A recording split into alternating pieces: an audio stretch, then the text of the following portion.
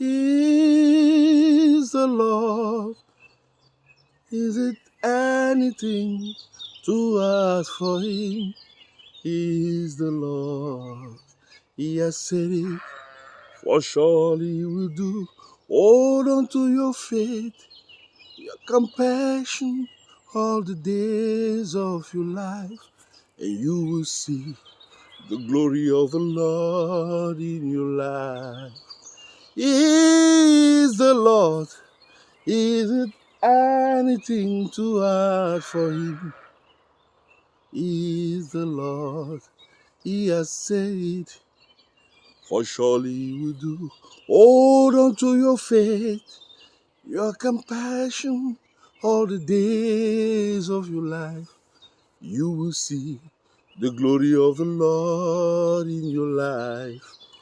Shalom, merci de me recevoir de là où vous êtes. Bonjour, bonsoir, salut où que vous vous trouvez. Nous bénissons le Seigneur, le Dieu souverain, qui nous accorde le privilège en cette matinée nouvelle de nous retrouver une fois encore pour pouvoir apprécier la beauté de la vie, la grâce du souffle de vie, les bienfaits merveilleux dont il nous a fait, dont il nous a gratifiés. Nous lui disons merci Seigneur, nous te disons merci ce matin pour cette brise, nous te disons merci pour cette nature, nous te disons merci pour les cœurs régénérés, nous te disons merci pour le don gracieux du souffle de vie, nous te disons merci pour l'abondance à tous égards, nous te disons merci tout simplement parce que tu es Dieu, merci même pour rien, merci pour toutes les batailles gagnées dans le monde et dans la dimension invisible, à notre insu même, alors que nous étions en train de dormir, nous te disons merci Seigneur, parce que quelque part tu as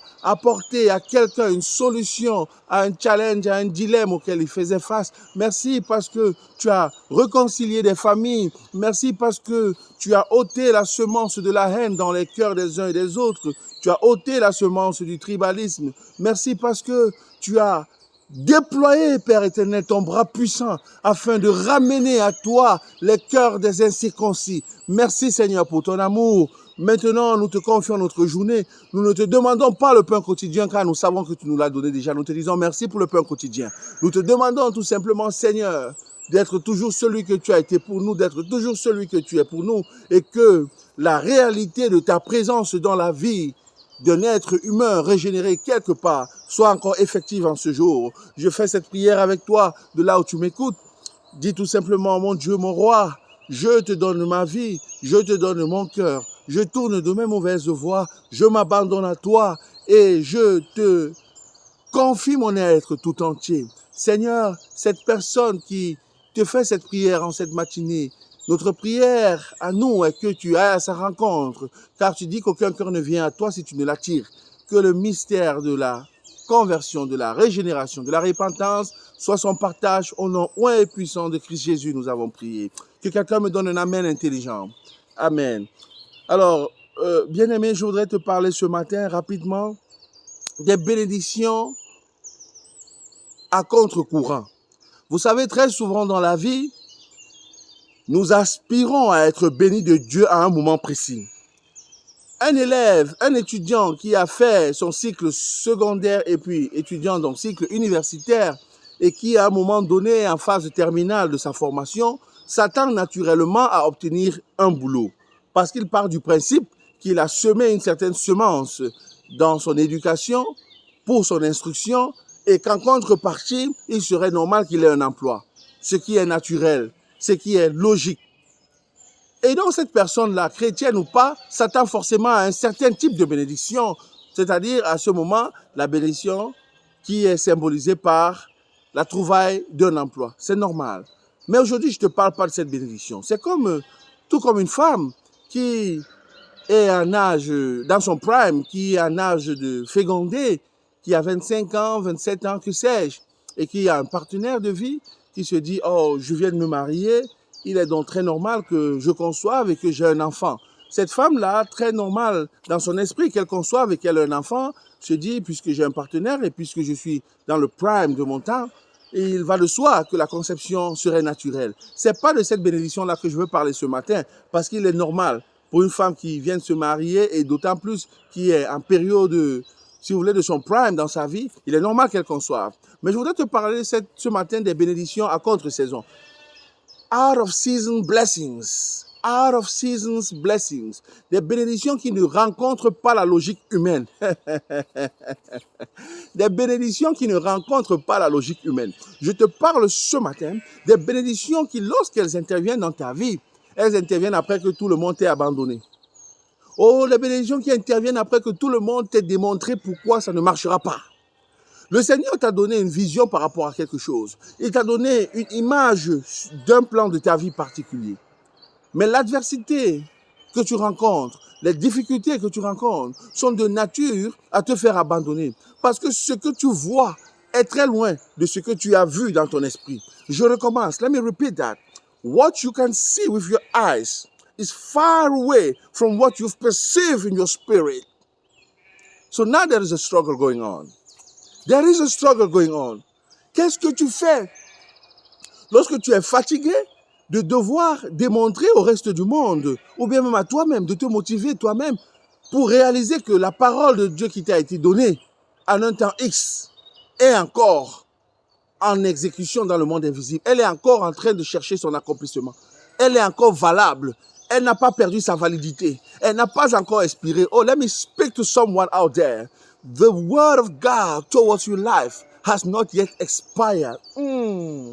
La parole de Dieu pour ta vie. Il y a une prophétie de Dieu pour ta vie. Il y a une déclaration de bénédiction. Il y a une déclaration prophétique de l'Éternel sur ta vie. Je voudrais te dire ce matin que la date d'expiration de la promesse de Dieu n'est pas encore arrivée. Est-ce que quelqu'un peut entendre ça? Je dis que la date d'expiration de la promesse de Dieu n'est pas encore arrivée. Maintenant, laisse-moi te le démontrer. Je disais donc que les bénédictions standards, il faut en être fatigué. Il faut les trouver comme quelque chose de tellement normal dans une dynamique du royaume des cieux. Parce que les bénédictions naturelles sont des bénédictions pour lesquelles on a œuvré, on a fait une tâche précise. Et donc, c'est comme un fruit du salaire. La Bible déclare qu'il pleut sur le méchant et sur le juste. Ça veut dire que le méchant fasse le bien, que le méchant accomplisse une tâche précise, il va de soi qu'il récoltera les fruits de son accomplissement. C'est pourquoi certaines personnes sont souvent dans la confusion, parce qu'on pense que parce que quelqu'un est considéré, entre guillemets, comme méchant, cette personne n'a pas forcément le droit, l'autorité nécessaire, n'a pas accès, n'a pas droit au chapitre des bontés de la vie. Mais non. Qui définit le méchant, qui définit le bon?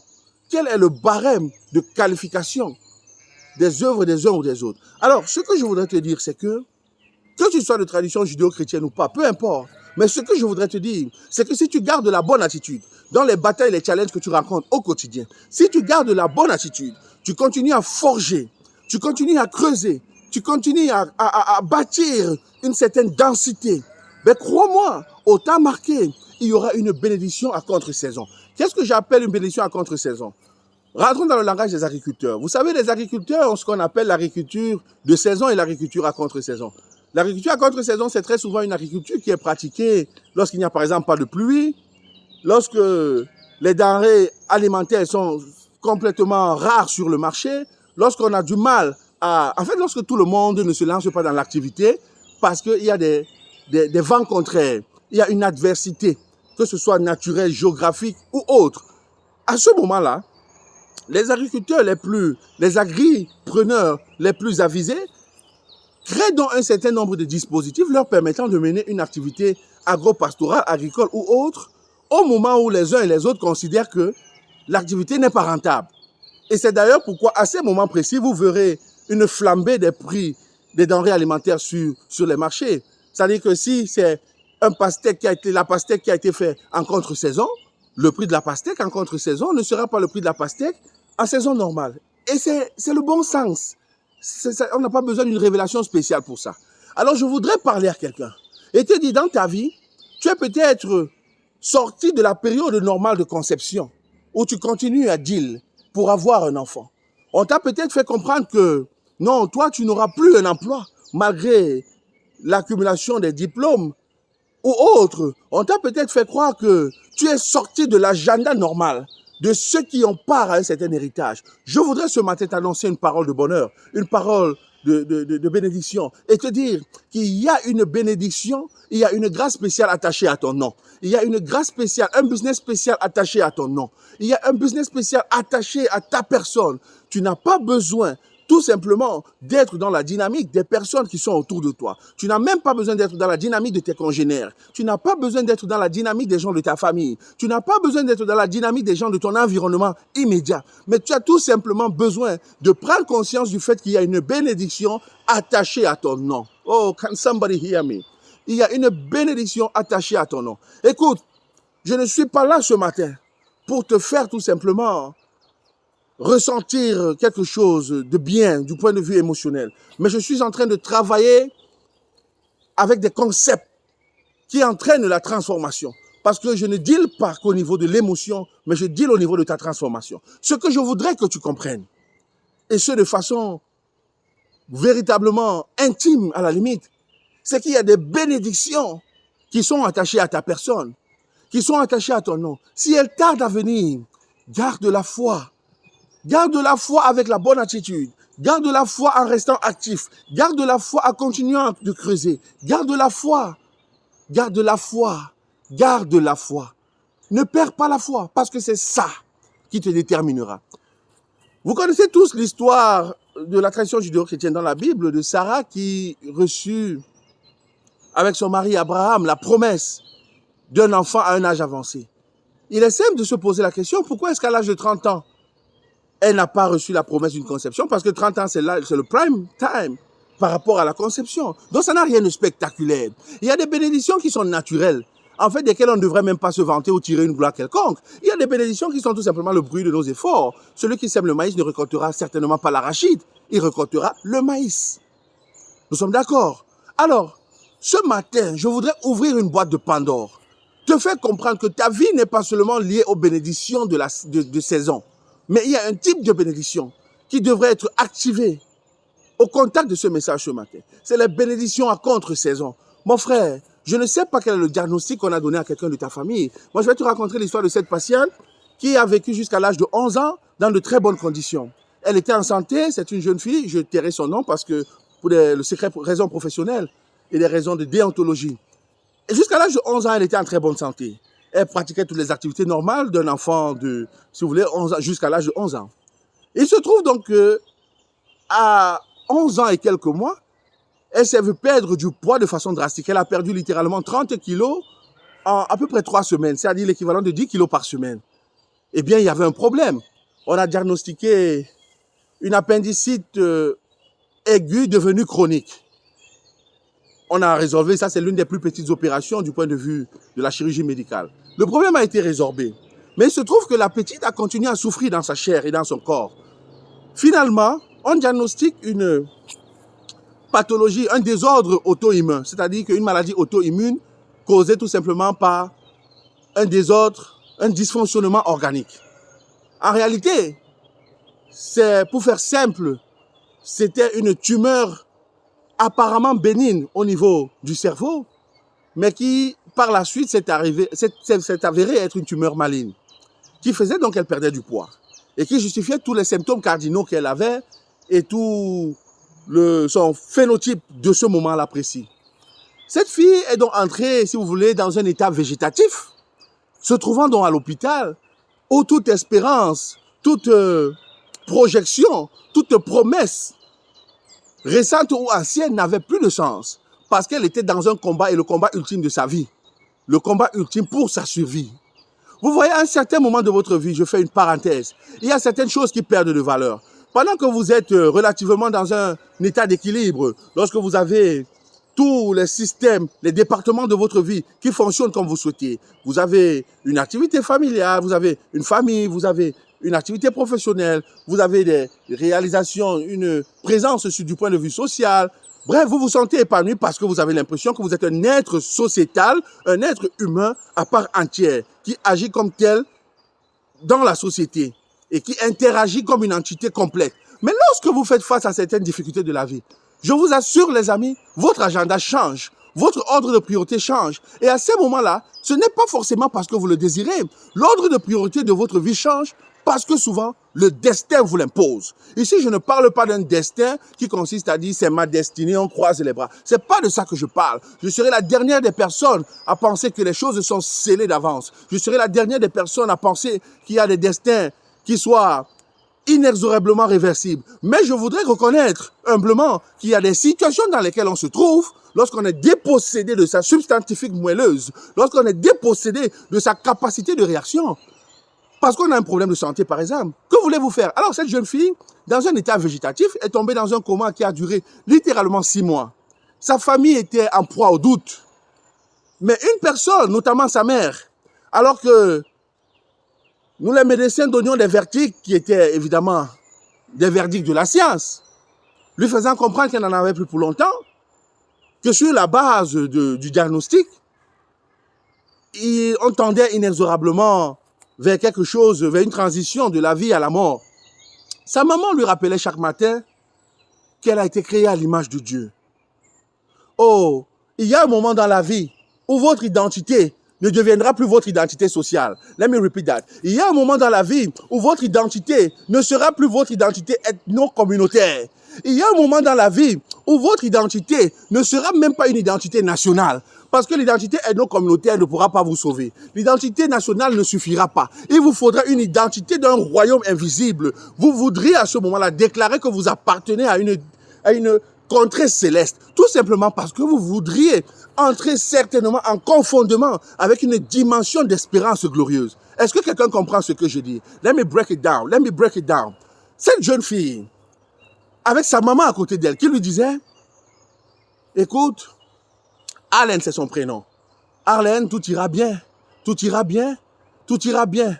Tu ne peux pas finir ta vie de cette façon. Tu ne peux pas mourir de cette façon. Tu ne peux pas nous quitter de cette façon. On t'a eu à un âge avancé. Et à peine tu as 11 ans, tu veux partir de cette façon. Mais non, la vie ne peut pas être cruelle avec nous. En réalité, ce ne sont pas les paroles de sa maman qui lui ont peut-être sauvé la vie. Mais les paroles de sa maman étaient des semences positives. C'était des semences positives dans son univers. Étant dans l'état végétatif, elle entendait quand même, puisqu'elle avait des moments où elle faisait des réapparitions succinctes dans le commun des vivants, et puis elle repartait. Ce que je voudrais dire à quelqu'un, c'est qu'alors que tout le monde a pensé que ce domaine de ta vie dans lequel tu es défaillant, c'est un domaine pour lequel tu es mort, tu n'es pas digne d'être ressuscité. Oh oui, le Dieu qui t'a créé et t'a manifesté est capable de te ressusciter. Je dis qu'il est capable d'annoncer ta résurrection. Il est capable de te faire passer de la mort à la vie. Il est capable de faire passer ton business de la léthargie à l'explosion et à l'expansion totale. Il est capable de Je voudrais dire à quelqu'un, il y a un rêve qui était déjà enterré dans ton esprit. Il y a un rêve que tu avais déjà laissé sommeiller, qui était enfui dans les méandres de ta pensée, parce que tu n'y crois plus, parce que tout te montre le contraire. Ce rêve-là, qu'il soit réactivé au nom du Dieu que je sers. Que ce rêve soit réactivé au contact de cette vidéo. Que ce rêve soit réactivé, parce que ta vie a encore tout son sens. On t'a dit non, tu es déjà trop vieux pour ça. On t'a dit non, tu ne pourras plus. On t'a dit non, on a trouvé toutes les raisons de te dire pourquoi ce n'est plus possible. Je viens te dire ce matin que dans l'alphabet de Dieu, c'est toujours possible. Dans l'alphabet de celui qui t'a manifesté, c'est toujours possible. Alors la petite Arlène, sa maman lui disait chaque matin, non ça ira, non ça ira. Je ne sais pas personnellement si sa maman croyait en ce qu'elle disait. Mais ce que j'observais, c'est que chaque fois sa maman était près de sa fille. Et elle lui parlait toujours, et elle lui faisait souvent, elle mettait souvent une espèce de vidéo. Je ne sais pas si c'était des vidéos, je ne m'attendais pas vraiment sur la nature des vidéos, mais ce que je peux dire, c'est que c'était des vidéos positives, de motivation, c'était des prédications, des trucs comme ça. Et au bout d'un certain moment, notamment après, on va dire 12 mois, disons 14 mois, dans 1 an, 2 mois, alors qu'on était dans le staff médical en train de penser à abréger, littéralement, débrancher tout, et puis voilà, laisser qu'elle aille se reposer, comme on dit communément, elle a donné des signes très forts de vitalité. C'était pas facile, mais quelques-uns d'entre nous avons pu convaincre le chef du staff pour qu'on laisse encore à cette demoiselle le soin de s'éteindre et de s'en aller par elle-même. Mais je vous dis qu'il y a une personne autour d'elle qui n'a jamais baissé les bras, qui n'a jamais brisé les chines. C'était sa maman. Je ne sais pas sur quoi cette femme-là, sur quoi sa foi reposait, sur quoi son espérance reposait. Mais un jour, je l'ai appelée et j'ai dit, Madame, qu'est-ce qui justifie cette foi inexplicable, alors que tout semble être contre vous? Même votre mari n'y croit plus. Personne n'y croit en réalité dans votre famille. Mais qu'est-ce qui justifie? La dame m'a dit, cet enfant est un enfant que j'ai eu comme une bénédiction. Out of a season. Let me repeat that. Cet enfant est un enfant que j'ai eu alors que je n'étais plus capable d'enfanter d'après le verdict médical, d'après le verdict de la médecine. Et donc, si cet enfant est un miraculé, si cet enfant est un miracle de Dieu, je pense que le miracle de Dieu que j'ai porté à moi pourra enfanter un autre miracle. Et cette fille ressuscitera. Parce qu'elle était littéralement morte. Lorsque cette dame me l'a dit, je lui ai dit, Madame, je suis dans une situation inconfortable. J'ai d'un part le staff sur mon dos parce que nous sommes très peu à croire que c'est possible. Mais d'autre part, je vous ai vous qui avez une foi et je veux accompagner votre foi. Ne mécomprenez pas mon attitude. Je suis avec vous. Je crois au même titre que vous que c'est encore possible, même si ça contredit ce que la science et ce que les maîtres de pensée disent. Je crois que c'est encore possible.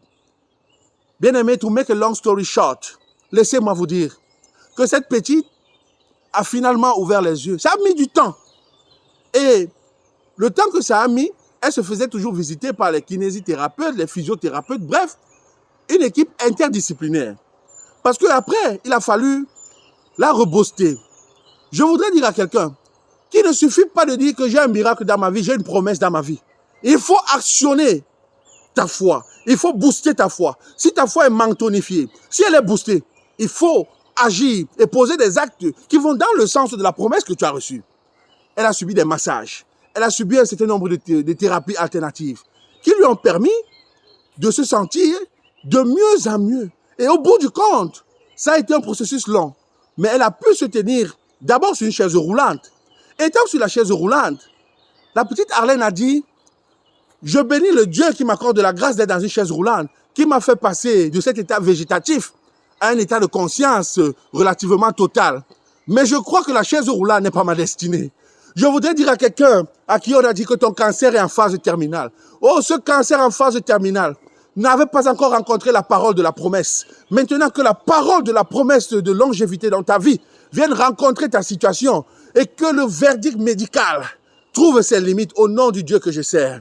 Je voudrais dire à quelqu'un, si c'est ton mariage, si c'est ta promotion, si c'est ton business qui est en faillite, tu as injecté de l'argent dans tes activités, tu as suivi toutes les formations possibles, tu as développé ton skills, tu as développé tes techniques, tu as rencontré des personnes.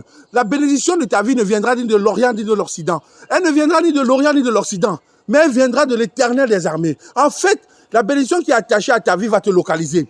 Où que tu te trouves, je voudrais vous raconter cette histoire de Pierre qui était dans la barque. Je reviendrai sur Arlène. Pierre qui était dans la barque, souvenez-vous, Pierre décide de pêcher. Ils ont lancé le filet toute la nuit.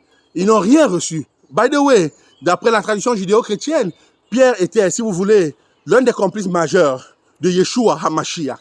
Ils ont jeté le filet toute la nuit. Ils n'ont pas pêché grand-chose. Ils n'ont même pas pu sortir quelque chose de l'eau. Et alors, de l'autre côté, le maître, mon leader ultime, Christ Yeshua, apparaît et il dit, Pierre, qu'est-ce qui se passe? D'abord, ils ont pris peur. Et puis, lorsqu'ils constatent que c'est Christ Jésus, ils disent, oh maître, nous avons essayé de pêcher toute la nuit et nous n'avons rien récolté. Qu'est-ce que Jésus leur dit? Jésus ne leur a pas dit, prenez un billet d'avion, allez en Europe. Il ne leur a pas dit, prenez un billet d'avion, allez en Amérique. Il ne leur a pas dit, prenez les embarcations de fortune, ou bien aller en Libye, en Algérie, au Maroc, je ne sais pas quoi, aller Boza, c'est pas ce qu'il leur a dit. Il leur a dit, restez là où vous êtes, mais jetez tout simplement le filet de l'autre côté de la mer. Je ne sais pas si quelqu'un entend ce que je dis. Je ne sais pas si quelqu'un peut recevoir sa portion dans ce que je dis. Bien-aimé, tu n'es pas obligé de prendre tout ce que je dis. Prends ce qui peut t'aider pour ta destinée. Prends ce qui est bon et appuie-toi sur ce qui est bon pour changer ta propre vie. Je ne suis pas là pour te dire ce que tu veux entendre. Je suis mandaté pour te dire ce que tu dois entendre, ce dont tu as besoin.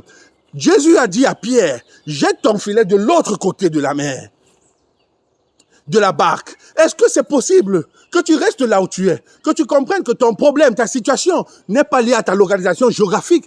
Tes problèmes, ta situation ne sont pas liés à là où tu te trouves, mais c'est tout simplement lié à la stratégie qu'il faut que tu appliques. Que quelqu'un me donne un amen intelligent. Il faut tout simplement que tu changes de stratégie. Le problème que tu veux solutionner depuis et qui ne fonctionne pas est tout simplement un problème qui a besoin d'une stratégie nouvelle.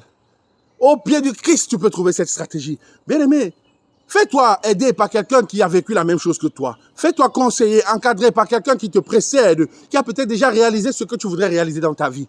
C'est encore possible. C'est encore possible. On n'écoute pas ce verdict qui t'a dit que non, tu n'enfanteras pas.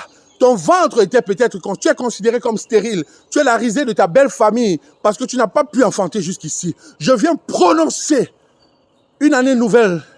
Je ne prononce pas une saison nouvelle de bénédiction, mais je prononce une bénédiction en saison comme en contre-saison dans ta vie au nom de Jésus.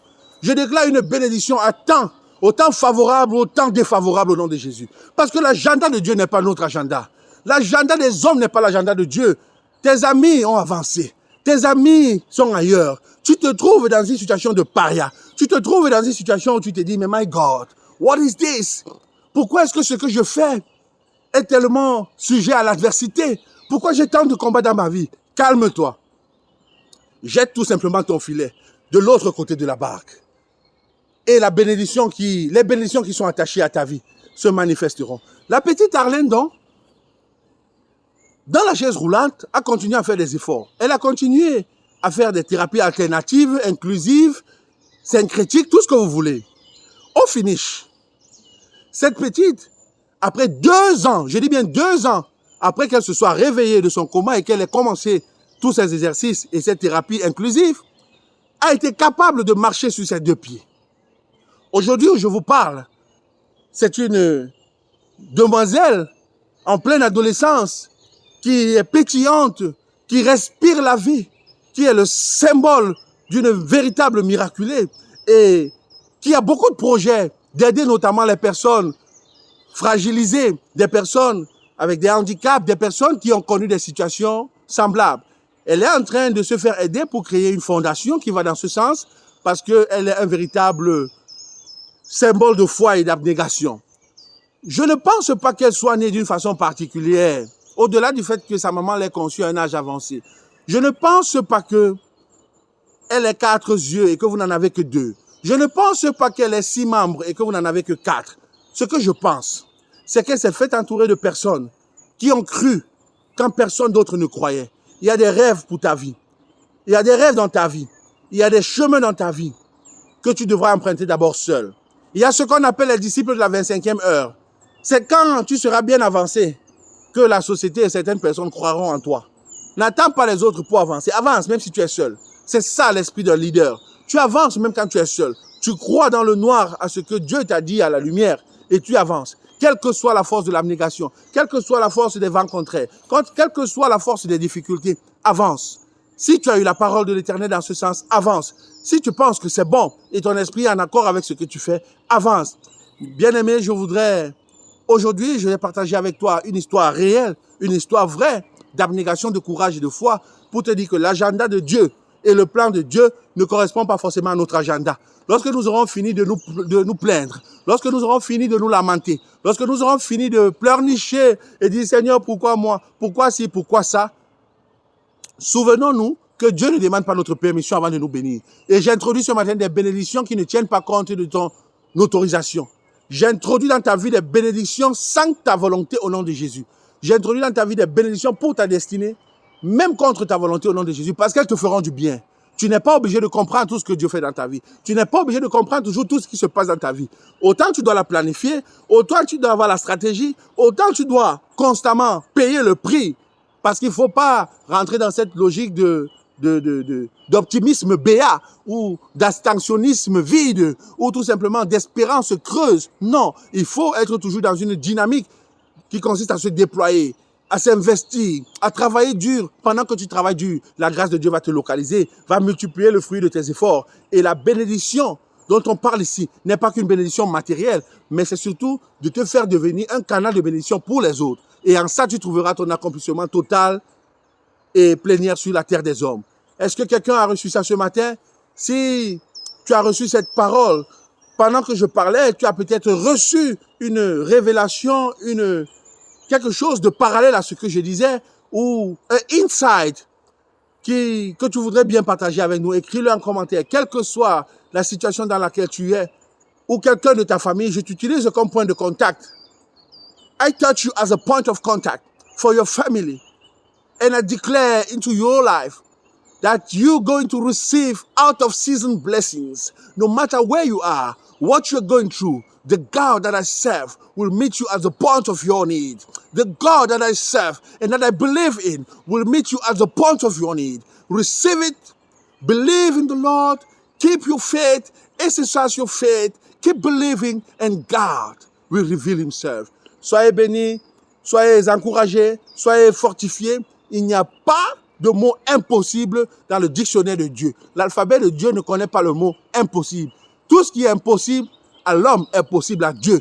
Et ça, ce n'est pas une parole vide, mais c'est une parole que j'expérimente, que nous expérimentons au quotidien et que je vous transmets avec une énergie profonde. Rapprochez-vous toujours de l'Éternel, le Dieu qui est la source véritable de votre vie. Aussi longtemps que vous vivez, vous avez une mission à accomplir. Accomplissez-la pleinement, accomplissez-la avec maestria, avec excellence et avec classe. N'attendez pas la société pour vous donner un aval, une autorisation de faire quoi que ce soit. Levez-vous, agissez maintenant. L'agenda de Dieu a des bénédictions avec votre nom attaché là-dessus. Soyez bénis, soyez encouragés. Shalom, God bless you. I see you soon. Les réglementations par rapport au Covid à l'international sont en train d'être relativement allégées. Donc, où que vous vous trouvez, nous nous rapprocherons de vos villes respectives ou de vos pays respectifs dans un calendrier très proche, dans un agenda très proche. Et faites-nous le plaisir de toujours nous signaler chaque fois que vous aurez soit des challenges, soit des expériences, des témoignages à partager. Que le Dieu de mon appel vous bénisse. Soyez encouragés. Shalom. God bless you.